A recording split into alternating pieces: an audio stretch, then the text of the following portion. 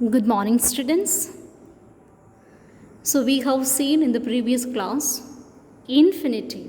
Understand what is an infinitive?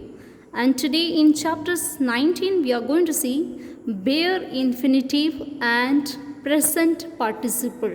Okay, these two topics are there. First, we will see what is bare infinitive. Another word I use here by the when we speak about bare infinitive, we use another word, that is a zero infinitive. What is it? Zero infinitive. Must be thinking, what is zero infinitive? It's a type of complement, okay?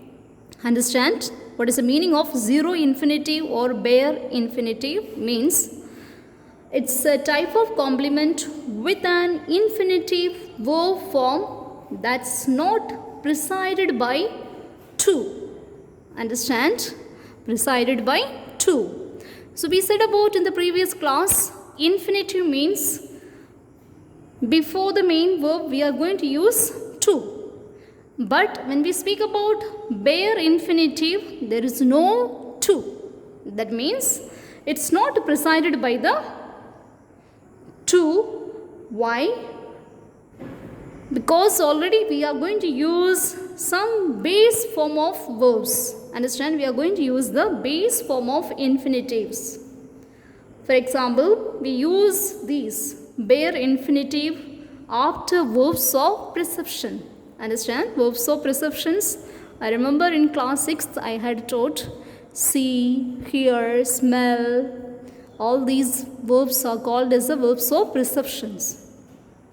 And again we use this bare infinitive or zero infinitive with many auxiliaries, that is may, shall. Understand? Then again some more verbs we use this bare infinitive. Which one? Verb like make, let.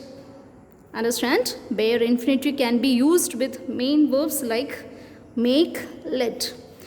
And again we use with the expressions of certain words like had better. Understand? Had better and would rather. These kind of words of expressions we use no infinitive. That means we don't use any infinitive or we use zero infinitive. Understand? So what is the meaning of bare infinitive? Understand? The infinitive is used without to. Understand? The infinitive is used without to. That means we are not going to use to after certain verbs. Understand? After certain verbs. So let us get into the textbook. What is the explanation is given and some exercises are given. So I just went through the chapter. It's good to go with the textbook. Then I write notes on the blackboard. And it's only a not very important topic. Of course, it's an important topic, but then let us have some idea about infinitive and bare infinitive. Yeah, look at the textbook. The first sentence, the bare infinitive has the same form as the base of a verb. So it's written very clearly, infinitive is the base form of the verb and bare infinitive too has the base form of a verb.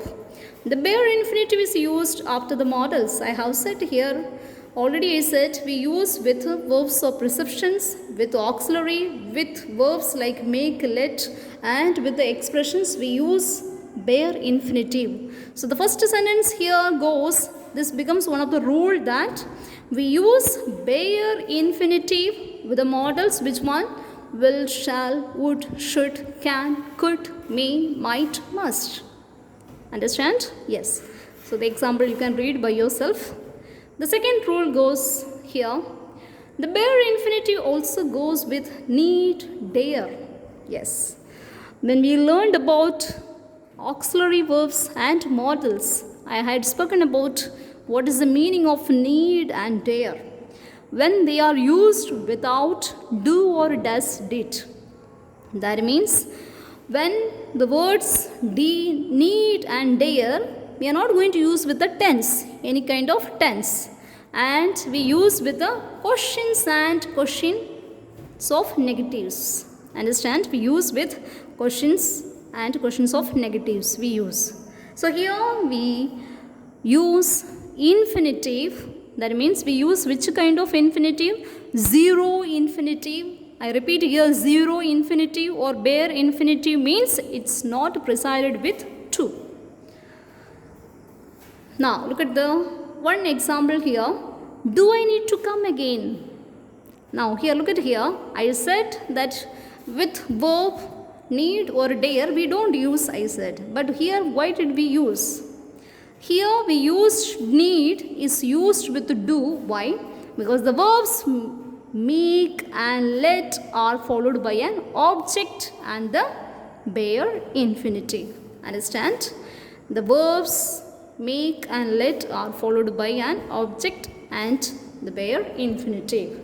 So here as I said, for certain times we use, when we look at the meaning of the sentence we use it, otherwise we don't use it. So it's a zero infinitive. Next one, I said the infinitive, the zero infinitive we use with make and let, yes, followed by when an object and a bare infinitive.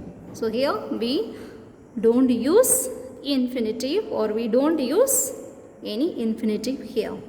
Then comes, so this becomes rule number 3. Now goes rule number 4. This is I said verbs of perception. Which one? Feel, hear, see, notice, watch. All these are verbs of perceptions. We don't use any infinitive or we use zero infinitive. So the example goes, you can read it by yourself. Then turn to the next page, page 80.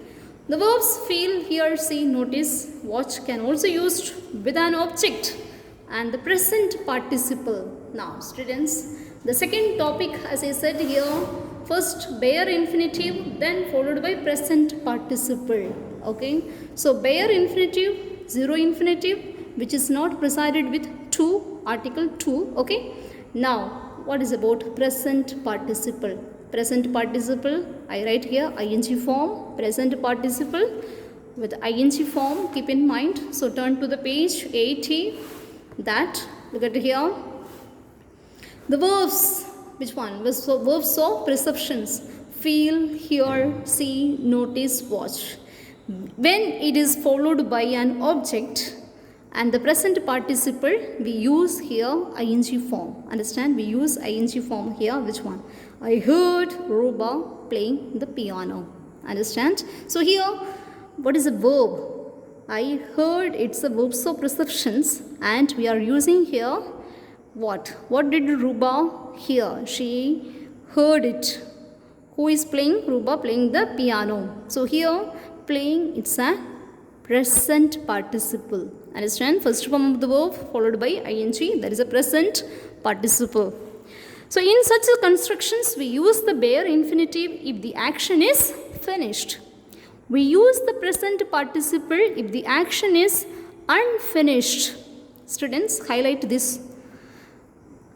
When a sentence is constructed with, okay, when a sentence is constructed and which the action is completed, understand? The action is completed. Here we use zero infinitive or bare infinitive. But in a sentence, if it is constructed and the action is incomplete, understand? The action is unfinished or incomplete, we go with present participle, that is ing form. Understand?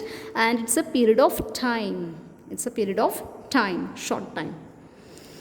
Next one, the verbs smell and find are normally used with object plus present participle. That's already told earlier. Yes. Now, here comes the bare infinitive is used after had, better, would rather. Yes, this is of words of expressions. Write down. This is what I said in the beginning of the chapter. Words of expressions. We use bare infinitive or zero infinitive. And you can go through this exercise. You won't find any infinitive here. Infinitive to. You won't find it here. Understand? So this is about bare infinitive and present participle. Very simple topic, students. Listen to the explanations. That will help you to do this book exercise in a better way. May God bless you. Take care.